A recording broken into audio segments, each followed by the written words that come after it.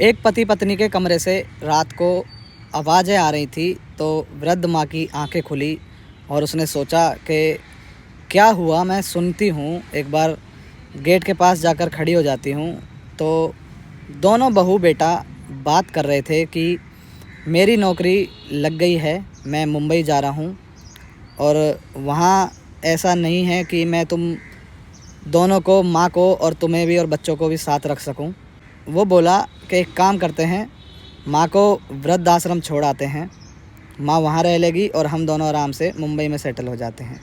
तो माँ का ये सुनकर बुरा हाल हो गया। उसने अपने मन में सोचा कि बताओ, 3-4 साल मेरे बेटे की शादी को हुए हैं, इस बहू ने मेरे बेटे पर ऐसा कौन सा जादू कर दिया जो ये अपनी माँ को वृद्ध आश्रम छोड़ने तक को तैयार है।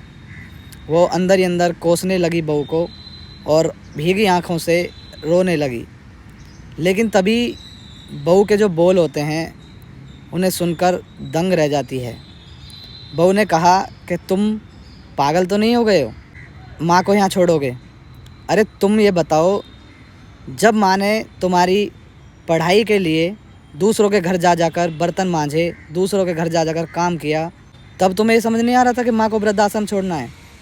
अगर उस टाइम पर माँ भी तुम्हारे साथ में यही करती, तुम्हें कहीं वृद्धाश्रम या कहीं छोड़ देती और अपना जीवन अच्छे से काटती, तो तुम आज यहाँ तक पहुँच पाते? आज तुम जो भी कुछ हो वो माँ की वजह से हो, माँ की मेहनत से हो। माँ ने अपना खून पसीना बहाकर तुम्हें इस काबिल किया है, लेकिन आज तुम ही माँ को वृद्धाश्रम छोड़ना चाहते हो। ऐसी मैं सोच कभी नहीं रखती हूँ और ना मैं कभी ऐसा होने दूँगी। ये सुनकर माँ खुशी से रोने लगी और उसने ये कहा अपने मन में, ऐसी बीवी भगवान सभी को दे। उस औरत ने कहा कि आप एक काम करो, कोई मैं भी पढ़ी लिखी हूँ, मैं और माँ हम दोनों यहाँ रहेंगे, मैं बच्चों को ट्यूशन पढ़ाकर अपना गुजारा कर लूँगी। आप चले जाओ, आराम से अपनी नौकरी करो, कुछ समय बाद बड़ा कमरा ले लेना, अच्छे से पैसे कमा लो, सेटल हो जाओ, उसके बाद हम दोनों को भी बुला लेना। क्योंकि माँ उस वृक्ष की तरह होती है जो छाया भी देती है और फल भी। तो आप ऐसा कभी मत सोचना कि मैं माँ को छोड़कर या माँ को वृद्धाश्रम छोड़कर आपके साथ जाऊंगी। मैं उन औरतों की तरह नहीं हूँ। माँ एकदम अपनी बहू के गले से लिपट कर रोने लगी और कहा, बेटा मैं तो कुछ और ही समझ रही थी। लेकिन बहू ने कहा, माँ ऐसा कभी नहीं हो सकता, क्योंकि माँ तो माँ होती है।